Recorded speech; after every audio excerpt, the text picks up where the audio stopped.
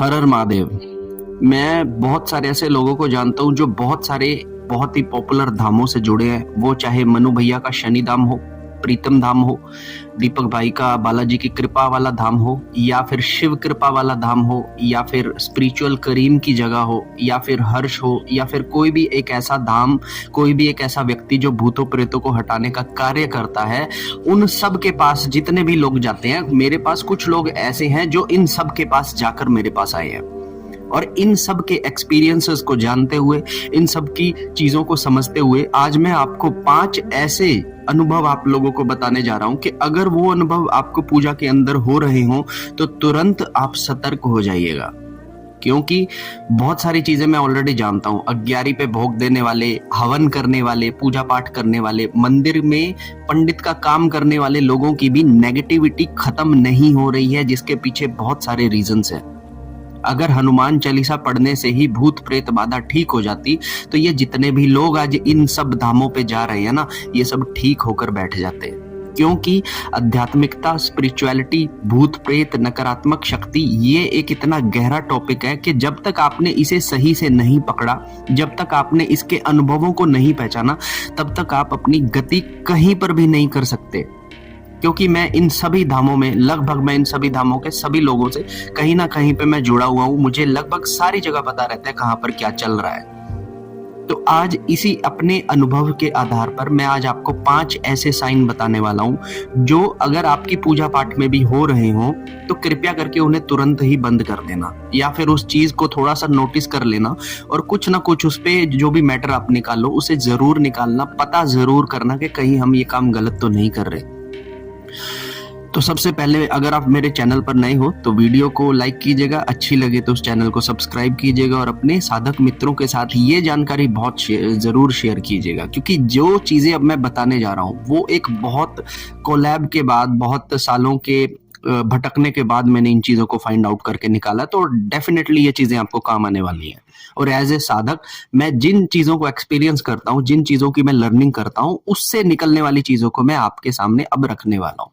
ठीक है, तो 5 कामों में से सबसे पहली चीज जिसके बारे में मैंने बहुत सारे लोगों से इसके बारे में सुना है, बात की है और उनको इसके लिए उपाय भी मैंने प्रदान किए हैं। पहली चीज होती है कि जब आप पूजा पाठ कर रहे हो, आपको पूजा पाठ करते हुए साल 6 महीने अगर निकल चुके हैं और उसके बावजूद भी जिस समय आप पूजा पाठ करते हो, जहां पे निडरता का भाव आना चाहिए, वहां पे आपको डर का अगर अनुभव हो रहा है, तो मेक श्योर कि आपके मंदिर की ऊर्जा सही है या नहीं है, वहां पर देवता आकर बैठा है या नहीं बैठा है। क्योंकि अगर देवता आकर बैठा है तो आपके सराउंडिंग में जो डर होता है ना, डर, उसकी एक वाइब्रेशन होती है, वो वाइब्रेशन हमारे ओरा को छेड़ रही होती है, तो हमें डर का अनुभव होता है।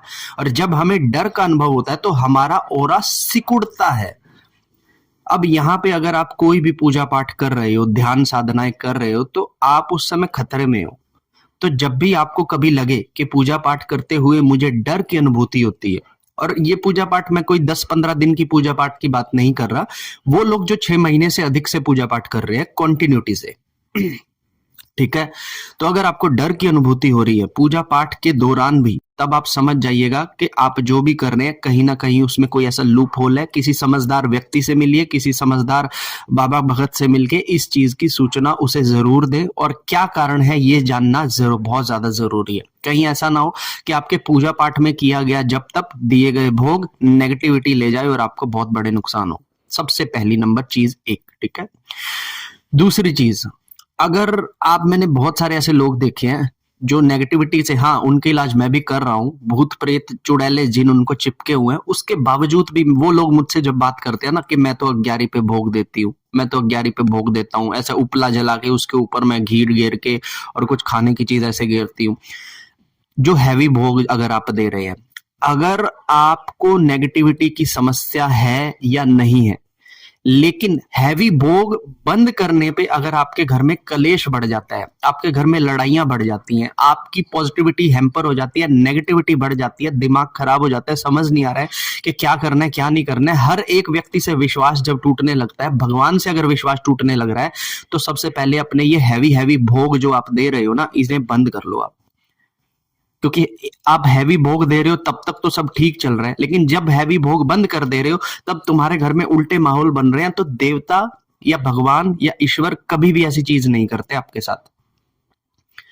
समझ लेना कि आप जो भोग दे रहे हो वो नेगेटिविटी ही स्वीकार कर रही है, आप जो भोग दे रहे हो वो मलिन पितर ही स्वीकार कर रहे हैं, आप जो भोग दे रहे हो वो गलत प्रेत आत्माएं ही स्वीकार कर रही हैं। ईश्वर तक वो भोग नहीं दिए जा रहे हैं, क्योंकि जब आप उसे बंद कर दे रहे हो आपके घर में लड़ाई हो रही है, आपके घर में कलेश हो रही है। अब ये चाहे किसी ने उपाय में आपको बोला हो, अग्यारी पे देना है या हवन में देना है या कैसे देना है, या आप अपनी मर्जी से यूट्यूब पे वीडियो देख के दे रहे हो, बंद कर देना। तीसरा अनुभव, अगर आपके पूजा पाठ में आप कोई भी पूजा पाठ कर रहे हो, आप अपनी किसी भी चीज का उपाय कर रहे हो, फॉर एग्जाम्पल मेरे पास कई सारे ऐसे हैं जो कहते हैं हम अपने पितृदोष को खत्म करना चाहते हैं, क्योंकि मैं भी उन्हें पितृदोष ही बता रहा हूं, ठीक है। अब कोई भी उपाय वो लोग कर रहे हैं ना, तो वो उपाय वर्क नहीं कर रहे। समझ रहे हो मेरी बात? जैसे मैंने किसी को बता दिया, मैंने कहा तुझे पितृदोष है। अब तो पितृदोष का उसने क्या किया, उपाय शुरू कर दिया। उसने अपने मन से ही संकल्प कर लिया कि मैं तो 11 बजरंग बाण पढ़ूंगा या फिर हनुमान चालीसा पढ़ूंगा या फिर सुंदरकांड का पाठ उसने कर लिया, लेकिन वो वर्क नहीं किया। प्रैक्टिस कर दी, पैसा भी लगा दिया, व्रत अनुष्ठान भी कर दिए, भोग अर्पण तर्पण भी कर दिया, उसके बावजूद भी उसकी समस्या का समाधान नहीं हुआ। तो यहाँ पे आपको सतर्क होने की जरूरत है। आपकी पूजा पाठ की जो इनपुट है उसे चेक कीजिए। अगर कोई कमांड दी गई है, जैसे मैंने आपको बोल दिया कि तुम ऐसा करो, अगर वो कमांड दे दी गई है तो उस कमांड को रीचेक कीजिए, क्रॉस चेक कीजिए कि कहीं मैंने कुछ और बताया और आपने कुछ और किया हो, ठीक है। या किसी भी गुरु ने आपको कुछ बताया हो, उसमें कोई कमी हो, वो चीजें ठीक ना हो रही हो, तो अगर आप वो उपाय करते जा रहे हैं, चीजें ठीक हो नहीं रही हैं, तो आपको सतर्क होने की जरूरत है।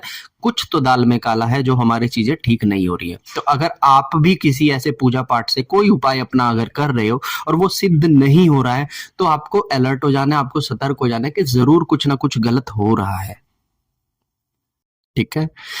चौथी चीज, बहुत सारे लोग कहते हैं भैया हमारी पूजा पाठ जब हम करते हैं तो हमारी जोत में फूल बनता है।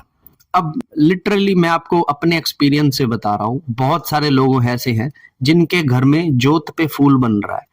इवन एक बहुत बड़ा नाम तो मैं नहीं लेना चाहता क्योंकि मुझे कंट्रोवर्सी से दूर रहना है, एक बहुत बड़े बाबा जी बने बैठे हैं और वो उनकी फोटो के सामने अगर आप जोत जलाते हैं तो बहुत मोटे मोटे फूल बनते हैं। मेरे पास यहाँ पे बहुत सारे स्क्रीनशॉट भेजे हुए हैं लोगों ने, ठीक है ना। तो उसके बावजूद भी उनके घर में नेगेटिविटी है, उसकी पत्नी को बीमारी है, उसके काम धंधे नहीं चलते, उसकी बॉडी, उसकी जो वाइफ है ना, उसका वेट मात्र 30 to 35 kg है। आप सोच के देख लीजिए, इतनी नकारात्मकता, भाइयों के बीच में लड़ाई, कलेश, आर्थिक समस्या, मानसिक समस्या, और उनके घर में जोतों में मोटे मोटे फूल बन रहे हैं। तो ये चीज अगर आपको हो रही है, आपके घर के अंदर भी अगर जोत पे फूल आ रहे हैं, तो पहली बात तो खुश मत हो जाइएगा कि ईश्वर मुझसे बहुत ज्यादा खुश हो रहा है। ऐसा कोई भी साइन मैंने अभी तक नहीं देखा कि जोत पे फूल बनने के बाद कोई पॉजिटिविटी आई हो या फिर आपका कहीं पे कुछ भला हुआ हो, मैंने ऐसा नहीं देखा। और अगर देखा होता तो मैं लिटरली आपको कह देता कि जोत पर फूल बनना एक अच्छी बात है। जोत पर फूल बनना जो चीज है कि जोत पे फूल बन रहा है, वो किसी शक्ति का आपकी जोत पे अटैच होना होगा, लेकिन पॉजिटिविटी आना जोत पर फूल बनने के बाद, मैं इसे बिल्कुल खारिज करता हूं। क्योंकि मेरे को कोई, अब फूल तो बहुत आए हैं लेकिन उसके बाद कोई बेनिफिट निकलता तो मुझे भी नहीं दिखा। मेरे पास तो 10 से ज्यादा ऐसे लोग हैं जिनकी जोतों पे फूल बन रहे हैं और उनके घर में प्रेत जिन जिन्नात की समस्याएं खड़ी हैं, उनकी मदद हो ही नहीं है, वो कई धामों पे भटक के आ चुके हैं। तो जोत पे फूल बनने का मुझे कहीं पे कोई फायदा नहीं नजर आता, मैं क्लियरली आपको बता रहा हूं। तो हाँ, इतना जरूर कहूंगा कि अगर आपकी भी जोतों पे फूल बन रहे हैं तो आप सतर्क हो जाना। मे बी पॉजिटिव हो या ना हो, लेकिन हो सकता है कि कोई नेगेटिव एनर्जी उस पर कनेक्ट हो गई हो। अगर आपके काम काज सब अच्छे चल रहे हैं तो मैं कहूंगा कि पॉजिटिव है, लेकिन अगर आपके घर में जोत पे फूल बनने के बाद भी आपको रास्ता ही नहीं मिल रहा है, तो फिर तो भैया फिर उस फूल बनने का कोई फायदा नहीं है, ठीक है। ये थी चौथी चीज, अगर ऐसा हो रहा है तो। पांचवी और अंतिम चीज, आप चाहे जितनी भी पूजाएं करें, आप चाहे जितनी भी साधनाएं करें, व्रत करें, अनुष्ठान करें, हवन करें, जो मर्जी आपको करना है करें, किसी भी बाबा बागी को आप अपना गुरु बनाकर जैसा मर्जी करना चाहते हैं करते हैं, लेकिन ये सब करने के बावजूद भी अगर आपको अपने पूजा के समय पर गंदी स्मेल अनुभव होती है, अगर आप सोते हो, सोकर उठते हो, बहुत अच्छे साफ सुथरा सब कुछ है, फिर भी आपको टॉयलेट की स्मेल अगर आती है, आपके घर के किसी कोने में अगर हर वक्त बुरी स्मेल आती रहती है, एकदम ऐसा मन खराब हो जाए ऐसी स्मेल अगर आपके घर में आती है, तो आपको सतर्क होने की सख्त जरूरत है। क्योंकि पूजा पाठ करते टाइम अगर आप गंदी स्मेल का अनुभव कर रहे हो तो स्मेल्स मैटर करती हैं।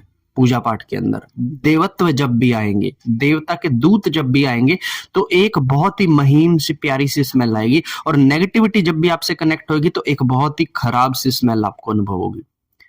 तो ये 5 चीजें मैंने आप लोगों को बताई कि अगर आपके साथ हो रही होंगी तो प्लीज सतर्क हो जाइएगा। अपनी चीजों को कंटिन्यू करने से पहले किसी से परामर्श जरूर लीजिएगा, तभी साधना में आगे बढ़िएगा।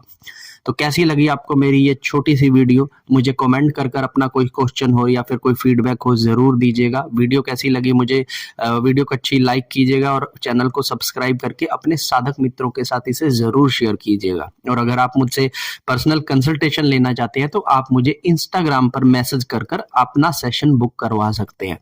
तब तक के लिए हर हर महादेव, जय माता दी।